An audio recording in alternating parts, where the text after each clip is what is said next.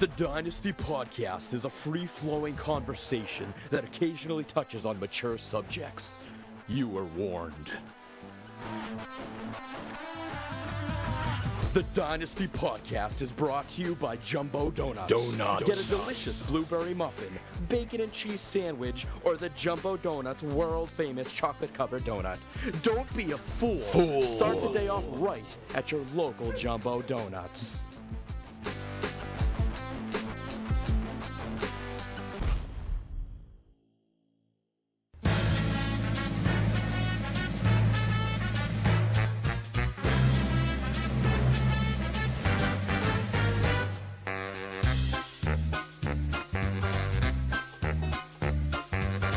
It's time to play the music.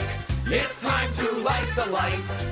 It's time to meet the assholes on the Dynasty tonight. That's right. It's time to put on makeup.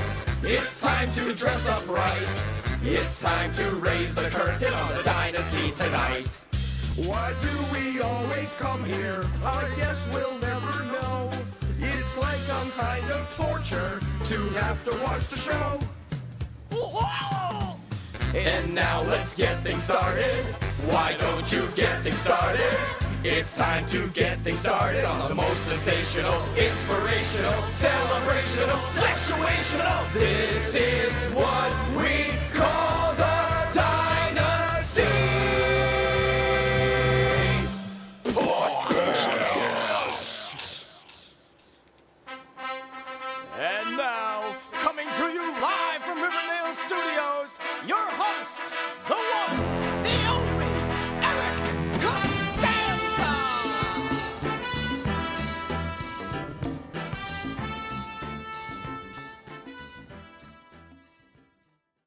Greetings and salutations. Welcome to a very special Thanksgiving version of episode number 11 of the Jumbo Donuts Dynasty Podcast.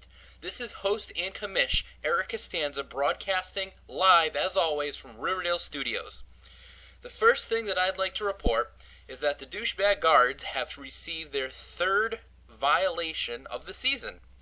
This is especially weird considering that co-coach Jeff Guard hysterically, yet apparently seriously, said that on last week's podcast that he's one of the better coaches in the league. Their latest violation was for starting kicker John Casey last week, who had a bye. As of right now, the guards will be penalized their 2012 8th-round pick. We have ourselves breaking news from the world of the Dynasty. Brought to you by Jumbo Donuts. Wednesday at the stroke of midnight was the trade deadline, and I may have many trade updates along the way during this podcast, but I do have two trades as of right now that have gone through that I would like to report. They were agreed upon right before the deadline, and the first deal was involving the Rockdalian Senators and my Riverdale Scoopers. The trade consists of the Senators receiving a 2012 11th round draft pick, and myself receiving the Pittsburgh Steelers defense and a 2012 13th round pick. The second deal that went through right before the deadline was also involving myself, and the other party was a partner that I actually haven't traded with in quite a few years, Negro Damas, Coach Phil Tamulus. Him and I did a little negotiations back and forth, and we're here we're not both here, but I'm here to let you know of our deal. Negros is receiving Mark Ingram, running back, Mark Ingram, a 2012 5th round pick, which was originally the Amber Alerts, and a 2012 8th round pick. And I, in return, am receiving running back DeMarco Murray, wide receiver Jordy Nelson, and a 2012 12th round pick. Now, if there's any more trades that happen to sneak through that occur before the deadline, I will be sure to report them here on this podcast. Now let's take a look into last week's results. Who kicked some ass? Who sucked? Oh, God. Oh, my God.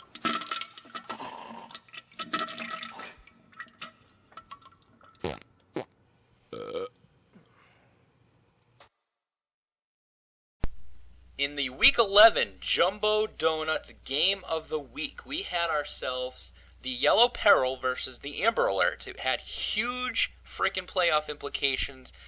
The Amber Alerts got the big win. It was a very large win for Coach Johnny C. Coach Johnny C. got a very solid production throughout, led by V-Jax's 22 points, and he led the league in scoring, putting up 138 points. I think this was the first time in at least a couple of years that Coach Johnny C. led the league in points. Again, a huge win for the Amber Alerts. The next game was the Handy Quacks versus the Riverdale Scoopers. Even though everybody in the league, I believe, picked Handy Quacks to win the game, including myself, the Scoopers avenged his loss from Handy's from earlier in the season, and the almighty Tim Tebow walked on water and Scoop won 88-82. This loss by Handy's pretty much knocked our reigning champion right out of contention. It's going to feel really weird not having Handy Quacks in the playoffs this year. The next game was the Heritage Park Hunters versus the Iron Dogs. Hunter's newly acquired quarterback, Tony the Homo Romo, fired up 29 points and easily defeated the Iron Dogs. The next game was Soul Glow versus Negroes.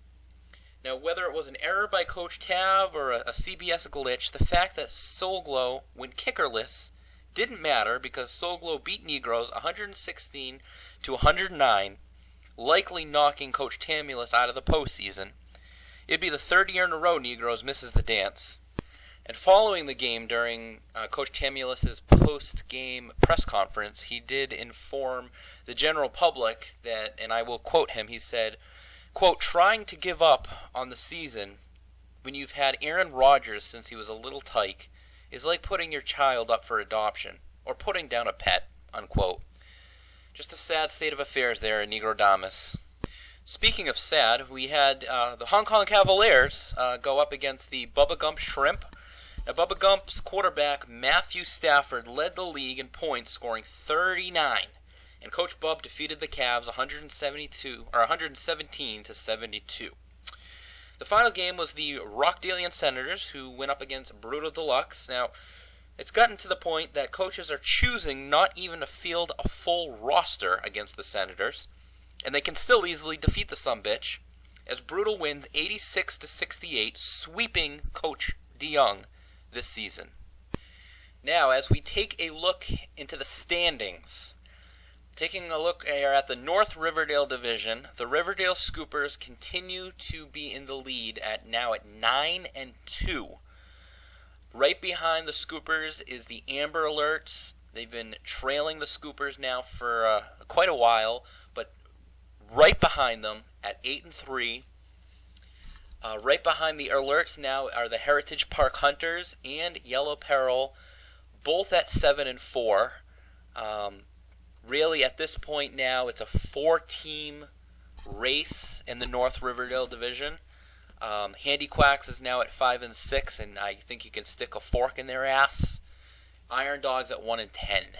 South Riverdale Division, Brutal Deluxe now has a 2-game lead. They have had a 2-game lead, and they continue their 2-game lead with their victory now at 8-3. Bubba Gump Shrimp with a very big victory last week at 6-5. They actually lead the league in points, but only at 6-5. And those are really the two teams in the South. Negroes, Soul Glow are at 5-6. Now Soul Glow is coming on strong. I guess it certainly is possible. Along with Negroes, nothing is impossible in the Dynasty. Hong Kong 4-7, done. Rockdalian Senators, they were done before the season started. And now taking a look-see here at the Pick'em stand.